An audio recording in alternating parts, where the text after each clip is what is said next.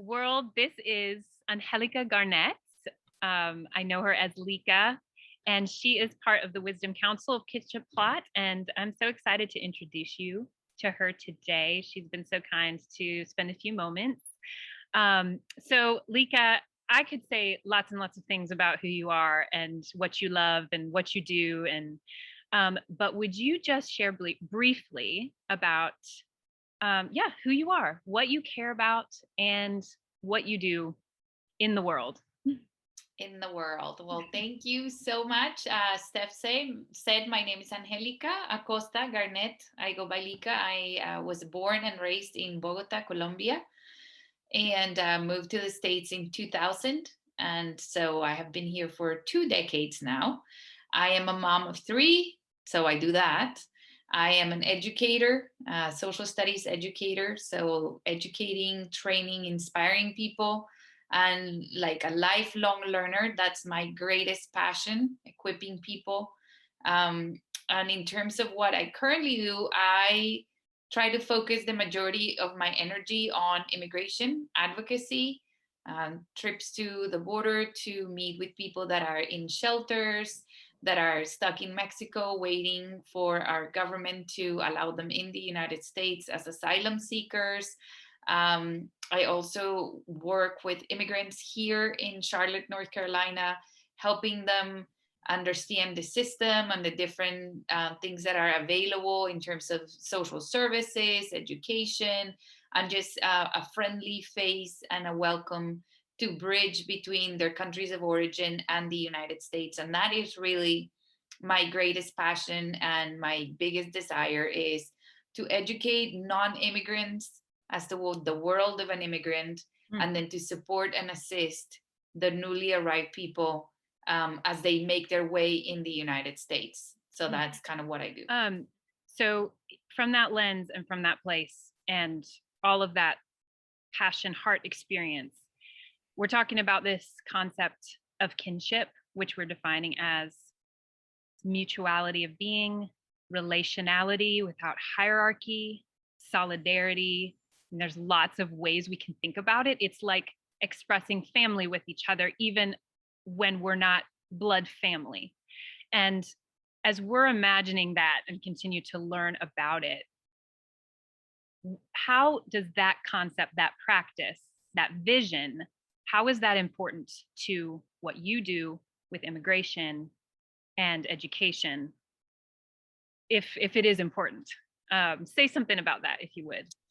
So I think that idea of kinship is everything, because it's that understanding that as people, we are made by God, by the same creator, regardless of boundaries, regardless of human-made lines that divide us and create nationalities or create divisions, or, as you said, hierarchies of who's better, who has more, who has less. That to me is counter gospel. That is not God's view of the world or his creation. And so that idea that we are all God's children, that we are all bearers of God's image, and that informs the work that I do, and that motivates the work that I do as someone who is on this earth to be an affirmer of dignity. Like, I don't give dignity to people just because I happen to now be a United States citizen. When I go into these spaces, I affirm the dignity, and even going to the spaces to say, you matter to God, you are important, your story is important, and we are brothers and sisters, and we are valued and important and dignified just as human beings. So to me, that is everything. That is what informs what I do and how I do it, because it's very different to go as someone that is doing a handout, or as someone in a position of power or knowledge because I am better than. Well, with true kinship, it's like, I'm not better than you. We are the same. And so how can I enter into that space with this framework and this mindset of we are equals? Yeah. We just happen to be in different circumstances, but as I am your equal, how can I affirm you? And how can I enter into your story? And we both benefit from that interaction. Like I am very aware of the fact that I enter in humility because I am going to be transformed and bettered by that interaction.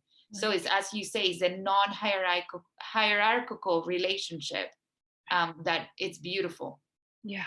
What are the most common barriers to practicing that kind of non-hierarchical mutuality and relationship and receiving and giving? What are the barriers to kinship that you encounter in this world of immigration advocacy? There are two big ones that I can think of. One, being the idea of not enough, Mm. scarcity. Like there's not enough in terms of like the basics. There's not enough land. Like if we let these people, like they're gonna come and take up my space, right? And so just the very basic. Like there is a lack of resources. Mm. We have come to believe that there isn't enough for all of us, which again, to me, it contradicts my view of God. Because if we're all God's children, and I believe in an abundant God that provides for his children, then there's enough for all of us. So that's the first barrier of this idea of like, if I am generous and if I put it all in front of me for all to have, then I won't have enough. Yeah. And so even on a personal level, for me, I have to work through that in my own heart of being like, no, the more generous I am, the more generous God will continue to be. It's a constant flowing. Yeah. God's not going to say like, well, I gave you this much and you decided to give it away, so there's not enough for you. It's Right. kind of like there's enough for everybody. And but that is a mindset that has to change in my own heart and in the heart of others and inside of the church, big C, of like we believe in an abundant God. And Yeah. so if we believe that, we can enter into any space with open hands. One. And then the second one is fear, the fear of the other. Like, I don't understand you. You sound different. You look different. You do things differently. And because I don't understand you, I go like this Mm. because it scares me. And I don't want to engage and I don't want to interact. Um, and that to me is a missed opportunity. If you could think of a practice or offer a practice to move us closer to actualizing that kind of radical mutuality, given these barriers, what would you suggest? So apparently I'm really stuck on the number two. Two things. But Love it. spiritually speaking, for me, is the grounding exercise of Mm. reminding myself who God is, because I'm under his authority and I'm under his umbrella. And so whenever I want to act out of that, then that's when I get tripped and when I get hesitant about the work.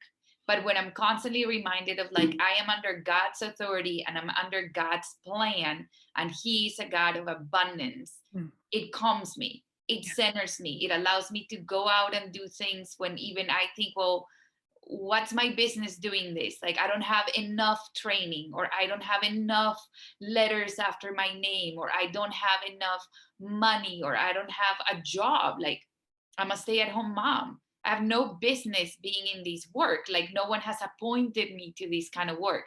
But then I'm like, but God is abundant. And Mhm. so God says, there is abundance, there is enough. And I have to say that to myself, like, your offering is enough because God has given you everything you need. And if you encounter something where you're going to come lacking, he will provide for that. So, spiritually speaking, that is what grounds me, Yeah. that idea of God's abundance. And then, practically speaking, to counter fear and to counter otherness, I like exploring things that are new or weird to me. And so, like, I will do the exercise of going into parts of town that I'm not familiar with, where people look strange, and kind of drive around or pop into a store and get myself out of the comfort zone. Mhm. So, for me, being Latin, well, it's not like I can go to the Latin side of town and be like, ooh, look at all these new. But I'm not as familiar with the Asian culture. And so, here in Charlotte, there's the G Mart of Independence, and it is really fun to just walk around because I don't know any of the characters, I don't know any of the food, and just that exercise of putting myself out there in a place that is unfamiliar and trying new things, and like try the food, eat the candy, have the experience. And so you start engaging and having positive associations with otherness. Mm. Even with my kids, we go and we do it, and they're like, "What is this?" I'm like, "I don't know, but we're gonna try it and it's gonna be fun." So that in their little mind, other becomes fun as opposed to other becomes scary. Mm. So it's not a lack of acknowledgement of otherness, but it's understanding that other is an opportunity as opposed to other being an opportunity to disengage, is an opportunity to engage. Mhm. So the second practice would be get curious Mhm. in a simple way. Like you don't have to travel the world to engage other cultures. Like, how could you be curious in your own space, in your own neighborhood, in your own city to go try something new? And how could that be a practice for your life and for your family life if you have children? So Mm. those are my two things. Love it. Such good stuff. Thanks, Lika. I could talk to you all day and I have 100 more questions, but we'll leave it there for now. Bless you and the work you're doing. Thank you for sharing some of your moments and your wisdom with us. And I think we'll talk more in the future, I hope. I hope so too. Thank you for So, having me. It's yeah. a real honor to be a part of Kinship Plot.